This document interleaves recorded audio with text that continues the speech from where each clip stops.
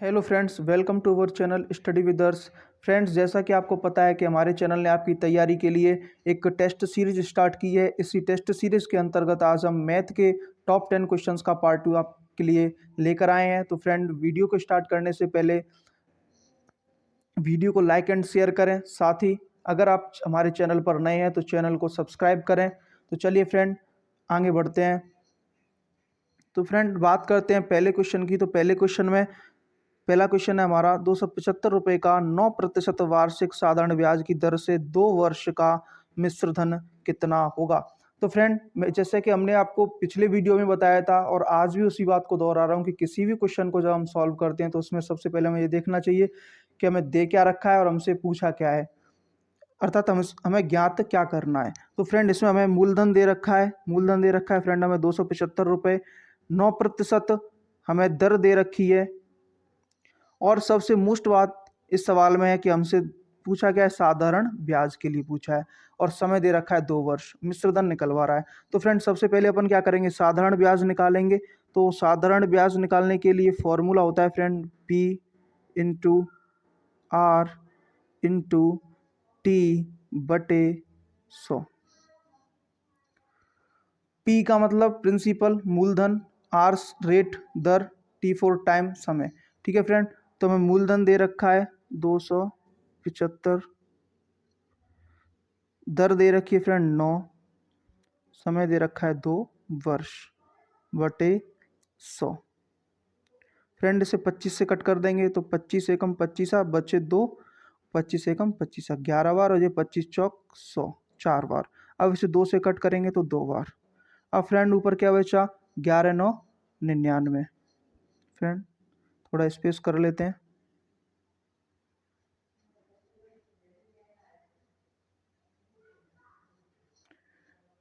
तो देखते हैं फ्रेंड, ऊपर 11 इंटू 9 बटे नीचे 2 बचा, तो 11 9 99, 99 बटे 2, 99 बटे। अब इसको 2 से डिवाइड करेंगे तो 2 चौक 8, 19 हो गए, 2 नाम 18, 1 बचा दशमलव, 2 पंजे 10, 49.5 रुपये फ्रेंड हमारे क्या आ गई, साधारण ब्याज निकल के आ गई। अब फ्रेंड, क्वेश्चन में हमसे क्या पूछा, अगर हमसे साधारण ब्याज पूछी होती तो हमारा आंसर यहीं तक हो जाता, लेकिन हमसे पूछा क्या है, मिश्रधन ज्ञात करना है। तो मिश्रधन के लिए फॉर्मूला होता है आपका, जो मूलधन होता है प्लस उसमें क्या जोड़ देते हैं, ब्याज। तो मूलधन आया था फ्रेंड हमारा 275 में क्वेश्चन में दे रखा था, और ब्याज है अपने जो निकाली थी हमने, वो है 49.5। इसको आप ऐड कर दोगे तो 0.5, 9 5 14 की 4 हासिल ला की 1, 7 और 4 11 1 12 की 2 हासिल 1, 2 और 1 3, 3 मिश्रधन हो गया ये हमारा। तो आंसर इसका हो जाएगा ऑप्शन डी। ऑप्शन डी में दे रखा है 324.5, अतः इस क्वेश्चन का आंसर होगा option D, correct. Next question की तरफ बढ़ते हैं। नेक्स्ट क्वेश्चन में दे रखा है फ्रेंड, यदि 3x प्लस वाई बराबर 5 और 5x माइनस वाई बराबर 3 हो तो x प्लस वाई का मान क्या होगा। ऑप्शन है इसके 3 4 2 और 5। चलिए फ्रेंड, सॉल्व करते हैं। तो इसमें हमें 2 इक्वेशन दे रखे हैं, यानी कि समीकरण दे रखे हैं। तो पहला समीकरण लिखते हैं 3x प्लस वाई बराबर 5। दूसरा समीकरण है फ्रेंड 5x माइनस वाई बराबर 3। अब फ्रेंड हम करेंगे क्या कि 3x 5x, इससे तो डिजिट इसके गुणांक अलग अलग हो गए। अब देखते हैं अपन y के गुणांक अगर सेम है तो फिर हमें कहीं मल्टीप्लाई करने की जरूरत नहीं है। जिसका भी गुणांक 1 है इसका भी गुणांक 1 है। ठीक है फ्रेंड, कहीं पे मल्टीप्लाई नहीं करना है किसी भी इक्वेशन में। और साइन देखें तो इसका साइन प्लस है, इसका माइनस, यानी कि अपोजिट साइन है, तो अपन क्या कर देंगे, दोनों को जोड़ देंगे। दोनों समीकरण को जब ऐड करोगे तो 5 और 3 8x, ये इससे कट जाएगी, बराबर 5 और 3 8। अब क्या करेंगे, x का मान निकालेंगे तो x बराबर 8 बटे 8 हो गया, और 8 से 8 जब डिवाइड करोगे तो 1 आएगा, यानी कि x का मान निकल के आ गया फ्रेंड हमारा 1। अब हमें करना क्या है, अब दोनों जो इक्वेशन हमें दे रखे हैं उनमें किसी में भी x का मान रख, तो जैसे फर्स्ट इक्वेशन में अपन x का मान रखते हैं तो 3 इंटू एक्स की वैल्यू 1 प्लस वाई बराबर 5। इसे अपन इरेज कर लेते हैं फ्रेंड, जिससे हमारे पास स्पेस हो जाएगा। चलिए फ्रेंड, 3 एकम 3 प्लस वाई बराबर 5 और वाई बराबर 5, 3 उधर जाएगा तो -5 में 3 गए तो वाई बराबर आ गया 2 और एक्स का मान कितना था 1। Clear friend. अब देखते हैं इस क्वेश्चन में पूछा क्या हमसे। इस क्वेश्चन हमसे पूछा x प्लस वाई, तो x की वैल्यू तो आई थी फ्रेंड हमारे पास 1 और y की वैल्यू आई थी 2। पूछा क्या है x प्लस वाई, तो x प्लस वाई के लिए x का मान 1 प्लस y का मान 2, दोनों को जोड़ देंगे तो 2 और 1 3। इस क्वेश्चन का आंसर कितना होगा 3। 3 किस ऑप्शन में दे रखा है, ए ऑप्शन में, तो फर्स्ट ऑप्शन करेक्ट हो जाएगा। Clear friend. चलिए नेक्स्ट क्वेश्चन की तरफ बढ़ते हैं। नेक्स्ट क्वेश्चन क्या है फ्रेंड, यदि a अनुपात b बराबर 2/9 अनुपात 1/3 तथा b अनुपात c बराबर 2/7 अनुपात 5/14 हो तो a अनुपात b अनुपात c ज्ञात कीजिए। तो फ्रेंड इसमें हमें दे क्या रखा है, a अनुपात b बराबर है 2/9 अनुपात 1/3। एक है फ्रेंड b अनुपात c बराबर 2/7 अनुपात 5/14। अब क्या करेंगे फ्रेंड, इसको पहले अपन सॉल्व कर लेंगे। कैसे सॉल्व करेंगे, जैसे a अनुपात b को अपन क्या लिख सकते हैं फ्रेंड, a/b लिख सकते हैं आराम से। इसे सरल करते हैं पहले, है ना। तो a की वैल्यू कितनी है, 2/9 है, बटे पहले से इरेज करते हैं, ठीक है फ्रेंड, इससे क्लियर दिखाई दे। देखो a/b निकालते हैं अपन, ठीक है फ्रेंड। a/b, a का मान अपने पास 2/9 है और b का मान है अपने पास 1/3। अब देखो फ्रेंड 1/3 ये ऊपर जाएगी तो गुणा में हो जाएगी और ये क्या हो जाएगा, 3 तो ऊपर आ जाएगा और 1 नीचे आएगा। अब 3 से 3 9 कट जाएगी 3 बार, और अब इनका मल्टीप्लाई कर दो तो a/b कितना निकल के आएगा फ्रेंड हमारे पास। इसको अपन हटा लेते हैं, 3 बार कट हो गया। अब देखो a/b कितना निकल के आया हमारे पास, a/b का मान आया ऊपर 1 बची, 2 एकम 2/3। ठीक है फ्रेंड। अब a अनुपात b हमारे पास कितना निकल के आ गया, 2:3। अपन एक साइड में लिख लेते हैं, इस बात को ऊपर लिख लेते हैं, a अनुपात b बराबर 2:3। ऐसे ही फ्रेंड क्या करते हैं अपन, जो b अनुपात c हमें दे रखा है उसको भी अपन क्या करते हैं, सरल कर लेते हैं। तो b की वैल्यू कितनी दे रखी थी, 2/7, और c की वैल्यू कितनी थी, 5/14। इसे अपन डायरेक्ट भी काट सकते हैं, जैसे 7 से हर कटता है और अंश से अंश कटता है, तो 7 दूनी 14। अब 2 ये ऊपर जाएगा तो 2 का 2 से मल्टीप्लाई होगा तो 4 और नीचे 5। तो फ्रेंड b अनुपात c कितना निकल के आएगा सरल करने पर, 4:5। अब क्या करेंगे फ्रेंड, सीधी सी बात है, अपने पास दोनों अनुपात आ गया। अपन से पूछा क्या है, हमने सरल कर लिया।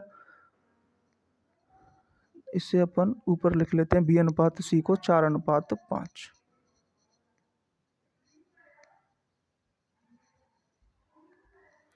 यहाँ लिख लेते हैं अपन b अनुपात c बराबर है 4:5। Clear friend. अब हमसे पूछा क्या है, a अनुपात b अनुपात c। क्लियर। अब a अनुपात b कितना हमारे पास, 2:3। b अनुपात c कितना हमारे पास, 4:5। देखो फ्रेंड, मैंने कल पिछले वीडियो में भी ऐसा क्वेश्चन कराया था अनुपात वाला, और उसमें भी आपको बताया था कि जिस संख्या के सामने कुछ नहीं दे रखा है, यानी कि उसके जो सामने वाली संख्या है अगर उसका अनुपात हमें नहीं दे रखा है, तो हम क्या करेंगे, जो पिछली वाली संख्या उसके बाद जो मान उसका दे रखा है वो मान बाद वाली संख्या का हो जाएगा। जैसे 3 है तो इधर भी 3 हो जाएगा।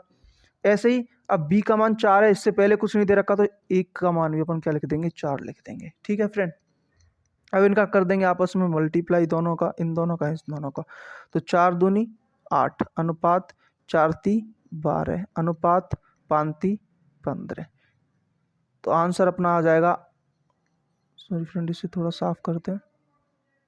आंसर आ जाएगा फ्रेंड अपना 8:12:15। तो 8:12:15 किस ऑप्शन है, फर्स्ट ऑप्शन है, तो फर्स्ट ऑप्शन करेक्ट आंसर हो जाएगा इस सवाल का। अब देखो फ्रेंड, इसका मैं आपको एक शॉर्ट तरीका भी बताता हूँ। चलिए फ्रेंड, अब इसके दूसरे तरीके को समझते हैं। इसका दूसरा तरीका यानी कि शॉर्ट ट्रिक है, वो है आपका एलिमिनेशन मेथड कह सकते हो या फिर इसे कह सकते हो आप ऑप्शन से सॉल्व करना। तो ऑप्शन से किस प्रकार करोगे फ्रेंड, जैसे ए अनुपात बी हमें दे रखा है 2/9 अनुपात 1/3। पहले तो क्या करेंगे, सरल कर लेंगे, जो भी मैंने मेथड बताया उस प्रकार से सरल करोगे तो इसका मान कितना आएगा 2:3। अब फ्रेंड देखो कि किस ऑप्शन में ए और बी का जो अनुपात है वो आपका 2:3 आ रहा है। तो पहले ऑप्शन को अपन जैसे चेक करें तो 8:12, इसको जब आप कट करोगे तो 4 दूनी 8 और 4 ती 12, यानी कि इसमें हो गया। ठीक है, अब ऐसे क्या करोगे, बी ऑप्शन को चेक करोगे तो बी को करोगे तो इसका आएगा कितना 6 30 और 6 24, यानी कि 5:4 आ रहा है, तो ये नहीं होगा अपना ऑप्शन। फिर 8:16 आ रहा है, 8:16 को जब आप कट करोगे तो 4 दूनी 8 और 4 चौक 16, यानी कि 2:4। इसे और सॉल्व करोगे तो 1:2 आ जाएगा। तो सी ऑप्शन भी अपना क्या होगा, नहीं होगा। अब डी ऑप्शन को आप चेक करो तो 30:24 है, तो इसका भी कितना आ रहा है 5:4 आ रहा है, यानी कि डी ऑप्शन भी करेक्ट नहीं होगा। ठीक है फ्रेंड, तो इसके अकॉर्डिंग में कितना आंसर हो जाएगा अपना, ए ऑप्शन करेक्ट हो जाएगा।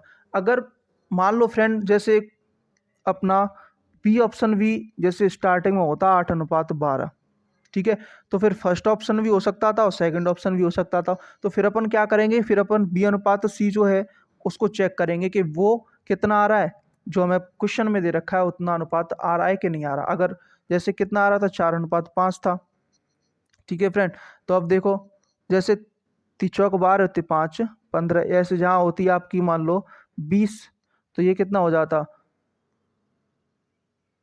4 से कटता, 4 × 12 और 4 × 5 20, 3:5 आता, तो ये नहीं होता। ठीक है फ्रेंड, तो इस प्रकार से अपन एलिमिनेशन मेथड या ऑप्शन मेथड से अपन इस प्रकार के क्वेश्चंस को सॉल्व कर सकते हैं। चलिए फ्रेंड नेक्स्ट क्वेश्चन की तरफ बढ़ते हैं। नेक्स्ट क्वेश्चन है फ्रेंड हमारा, यदि किसी त्रिभुज की भुजाएं 4 6 और 7 हो तो वह त्रिभुज होगा। समकोण त्रिभुज, न्यूनकोण त्रिभुज, अधिकोण त्रिभुज और कोई नहीं।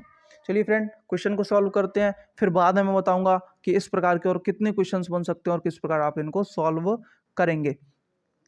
तो अपन पहले क्या करेंगे, सब 3 भुजाएं अपन को दे रखी होंगी, तो उनमें से जो सबसे 2 छोटी भुजाएं होंगी, इनमें कौन सी है, एक तो 4 है और एक है आपकी 6, ये 2, और सबसे बड़ी भुजा कौन सी है आपकी 7।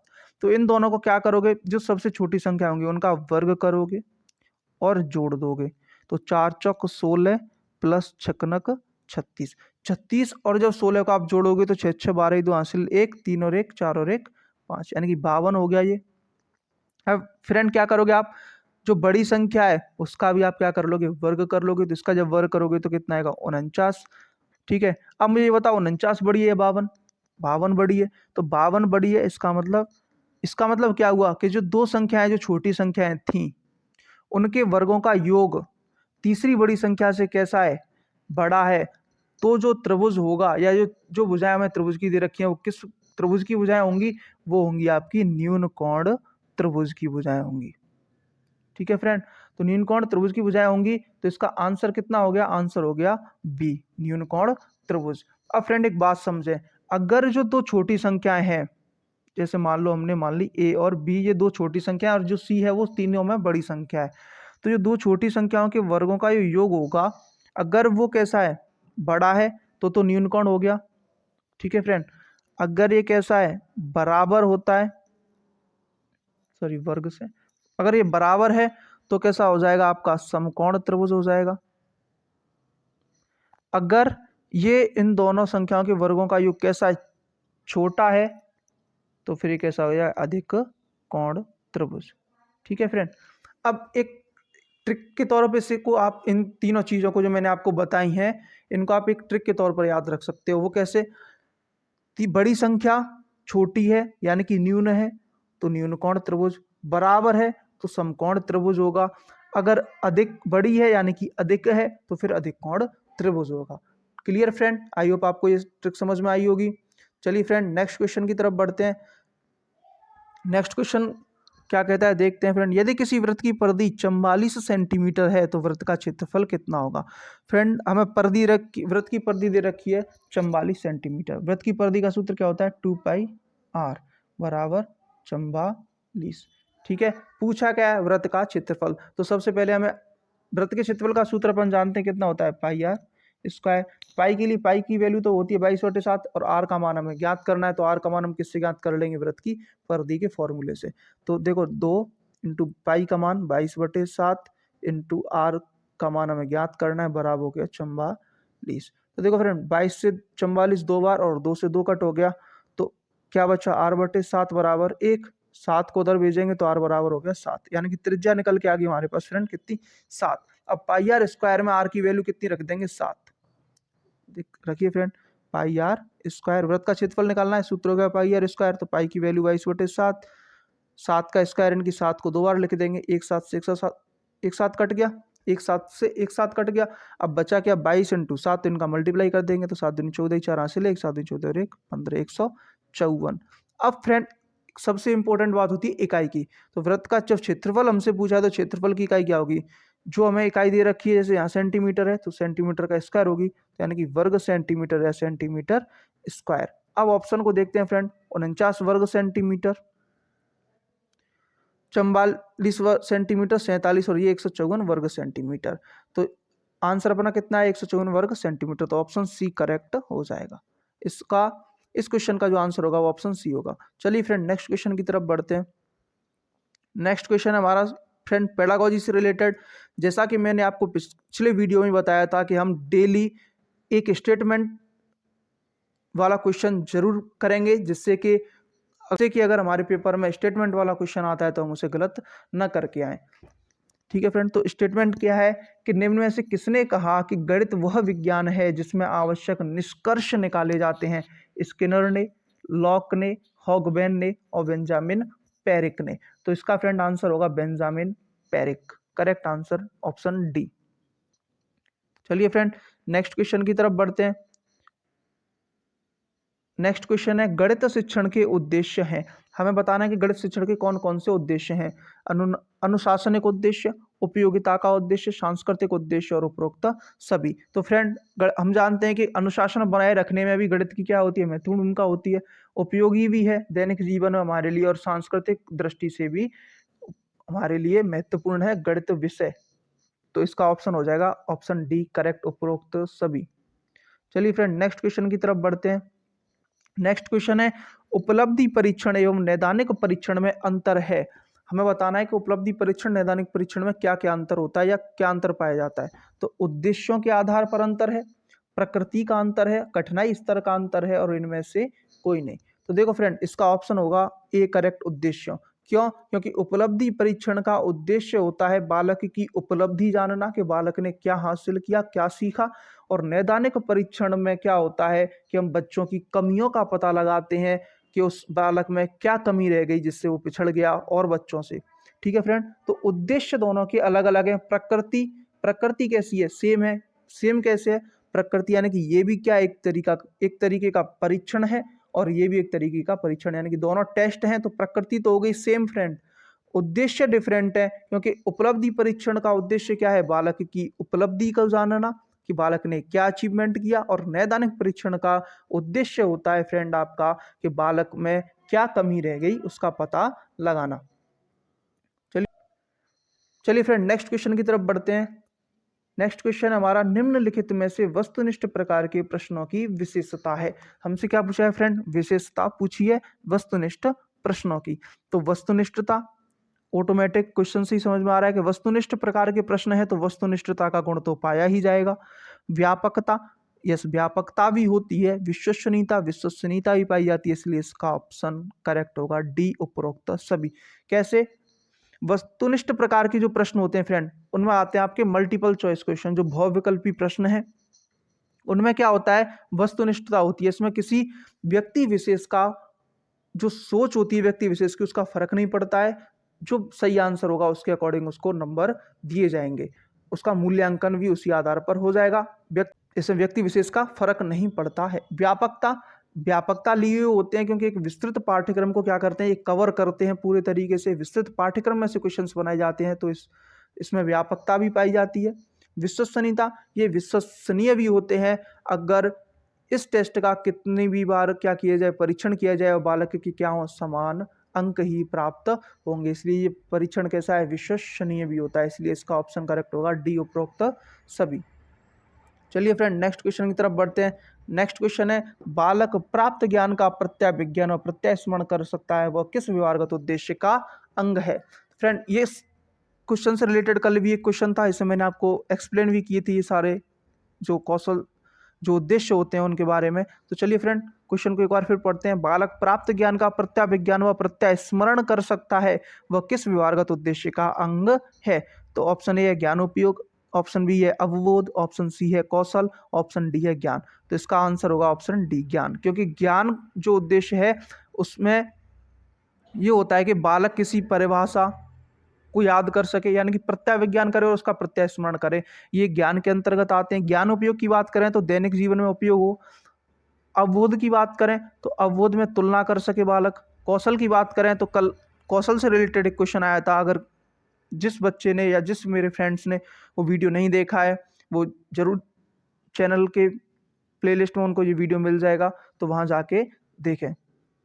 उसमें पूछा था हमने कि चित्र, तालिका, चार्ट बनाना जानता है बच्चा तो किस विभागत उद्देश्य का अंग है? तो कौशल। कौशल में आते हैं आपके डायग्राम बनाना, तालिका निर्माण करना, चार्ट बनाना, मॉडल बनाना, ये सब कौशल के अंतर्गत आते हैं। चलिए फ्रेंड आज की वीडियो में बस इतना ही। Thanks for watching. अगर आपको वीडियो पसंद आया तो लाइक एंड शेयर करें, और अब चैनल पर नए हो तो चैनल को सब्सक्राइब करें, साथ ही बेल आइकन को भी प्रेस करें, इससे चैनल पर आने वाले वीडियोस की नोटिफिकेशन आपको टाइम से प्राप्त हो सके।